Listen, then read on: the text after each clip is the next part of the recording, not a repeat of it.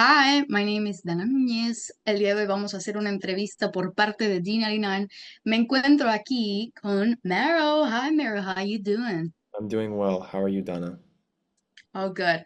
Mehro already asked me about how to pronounce my name, and that's really soothing. That's really nice. So, Mehro, I want to start with, well, of course, we're going to talk about your new album, Trauma Lullabies. I hope I'm pronouncing that right. So, uh, first off, I want to ask you, I saw that this has like a message about speaking of your youth, of being young guy in this world that is always changing. So how can you talk us about that message and the message that, of course, Drama Lullabies has for you, the purpose of it?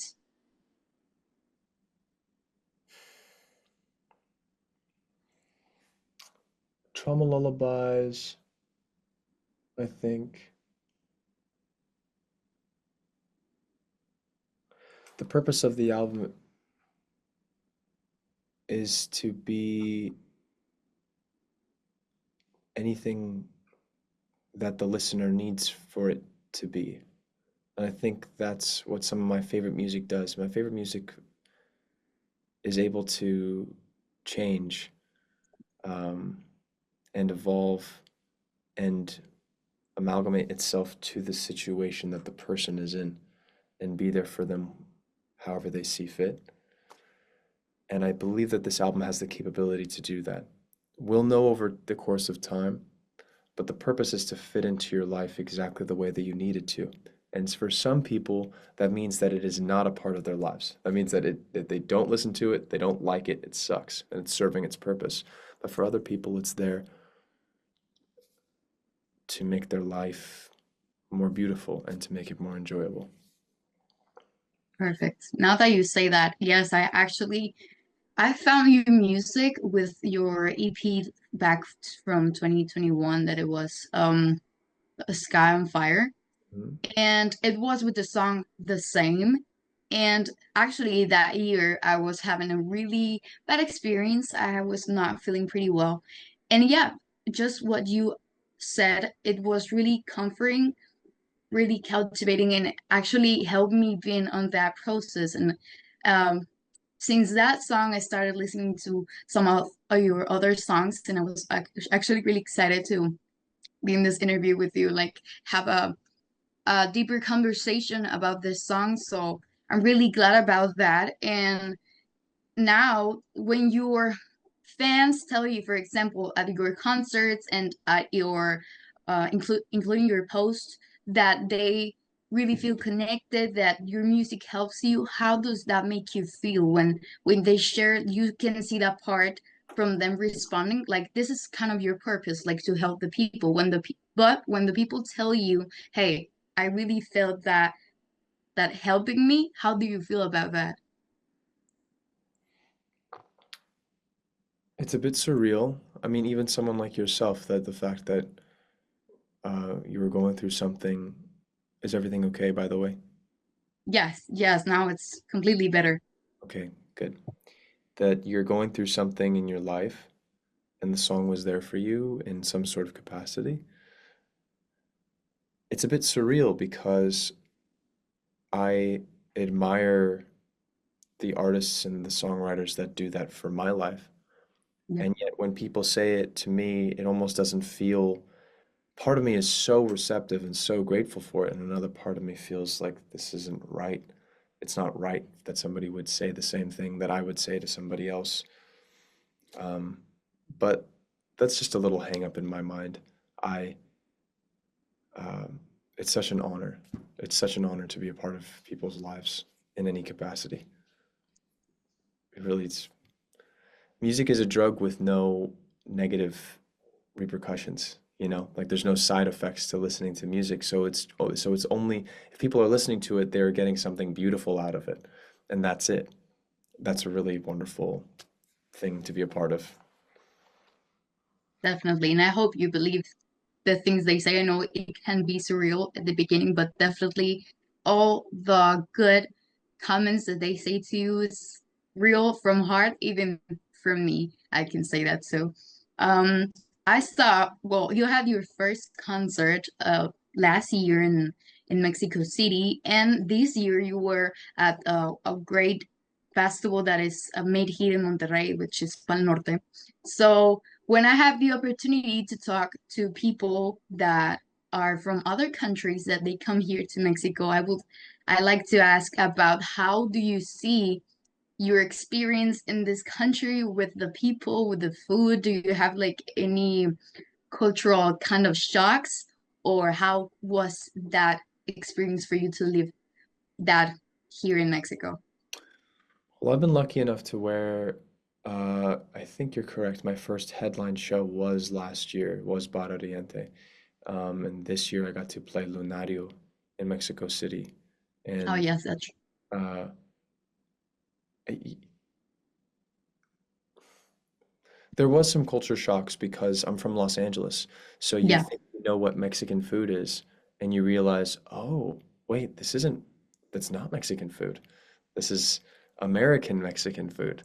It's Mexican food is different. Mexican food is and it's still delicious and wonderful, but it's just different. We've taken on other parts from our country here, and I have lots of Mexican friends, and I'm fortunate for that because I live in a very diverse part of the world. And it wasn't too shocking because the warmth is still there. The warmth of the people is there, and the kindness is there. It's a beautiful country, and I want to keep coming back. I've been so many times now that it feels like it's just another home for me. And the way that I'm treated by people down there, it's it's such a pleasure to go down, and I want to keep building. And we've been doing that. It's crazy. We sold out Lunario. It's crazy. And I just I just love it. It's nice to know that. And yes, you have been creating this audience that even when I saw your name at that festival, because I was working there with the same radio Really? station. Yeah, I was working there. But the problem was that I was in a different section actually, from when the artists come there to have an interview, like to You have were this information. indoors. You were in that warehouse thing with all the Yeah, other. We missed each other. I you was were there. there. Yes. No, I was really sure that I was all day like trying to look if you were coming there because I was doing interviews, but I didn't saw you and I was like, no, I actually thought that you were not there. But that's the thing from working on those festivals, that sometimes we are there indoors doing the interviews, or sometimes we're outdoors doing social content and everything. So yeah, I was excited and I really wanted to see your show. So I I like the idea that you liked the country and that you were probably coming back another time. So when you come back, I'm gonna be sure to be there and not miss the opportunity from being working. So I want to ask you, from this new album that you have, Trauma Lullabies, I think I could say one of my favorite songs from there. Well, it's hard to say. Cynical is a song that we have on repeat on our radio station. It's really cool. Thank you. But I think personally, I like the song "Shouldn't I Give Up" and "Wanneroy." I think that's how it's pronounced. Onurai. Honorai. Thank you. Honorai. But you were very close. It was very good. Kind of. Honorai. So those are my favorite songs from the album. Do you have a favorite song? And if you have one, why is that your favorite song from this album?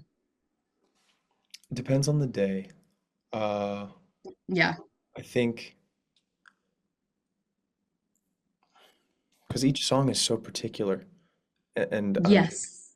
and it's definitely a cohesive piece. It definitely feels good with them all being together. But if you look at them individually, they're very distinct, which I'm proud of and which I love. So it's like a galaxy almost in these tiny little planets that you can go to. But the first one that came to my mind was Dying in a Dream because I think it's the perfect way to end the album, and I think it encapsulates the entire experience of the album, and it makes you want to listen to it again. which I really, really love and I'm very proud of. And Bare Minimum is another one that I just love the way that that turned out. I love the way that it makes me feel when I listen to it. Um, but Owner Eye is also something I'm super proud. It's crazy. It doesn't even feel like I necessarily made it. So it's just cool to see it for what it is. Really cool. And yeah, I agree with the selections of the song that you made. So, um, do you have like an artist? I think, well, every artist has this inspiration from other artists. That's what one of the things you said at the beginning, that you listen to other artists that makes you feel the way that some of your fans tell you that they feel. So, have you have like an inspiration from other artists, and also do you wish to collaborate with someone in one point of a future? In terms of artists, I mean, there's so many artists that I would love to collaborate with in the future. My God. And I am very open to to working and releasing something. It's yet to have happened. We've done remixes, of course, but um, I don't think I'm not sure that the song will ever come out. But I wrote a song with an artist named Aurora, and sh- Yes, I love Aurora. as do I. She's a remarkable human being. And I don't care if the song ever comes out. That's not what it's about. But just the experience of us working together was remarkable. Um, I would love to work with Kendrick Lamar. I think I'd be able to provide something for him that he doesn't necessarily have in his repertoire because he has such an amazing skill set that I think I'd be able to provide something for him. Uh, Let me see. I think Billie Eilish would be incredible, but it's also that's a tough camp to get to get involved with. But if the stars ever align, I think that she's just remarkable. Um, I think Phoebe Bridgers is incredible. I would love to Yes. sing with her. Gosh, I mean, So, it's just the beginning. I mean, I would love to. I think I could do some really incredible things for incredible hip hop artists because it's nice to be provided a different musical source than perhaps you're used to. I think James Blake has found a lot of success in that. And I'm not saying that I can do what James Blake can do. I'm not saying that at all. But that color, that vitamin, that flavor, um, is something I would be able to give them something that they don't necessarily always have access to. So we'll see what happens. we will see. We're open to everything. Actually, when you mentioned Billie Eilish, I already have like that in my mind, and I was gonna ask you for that because when I listened to Oneroy, that's the song, it kind of Yes. gave me the vibe from Goldwing, one of the songs from Billie Eilish, like, or including also the song from, I think it's The Future. Yeah, My Future from Billie Eilish. Those songs give me exactly that vibe, of course, in different ways, because I love how profound I was connecting with that song in the beginning, and then at the last we get like more stronger feeling and emotion and sound. So I hope I can see that collaboration. And yes, how like you said, it's gonna be, of course, an open way and a really long wait for you to make those collaborations, and I hope we can see them. So for not taking more of your time, and we can end this interview, which I would not like that, but I want to see if you have some inspiration words for all the fans that came to see you here at the city, and in general that everyone is going to be watching this interview. Do you have something to say to them, or would you like to say to them some kind of tips, or oh yeah, kind of inspiration words for them?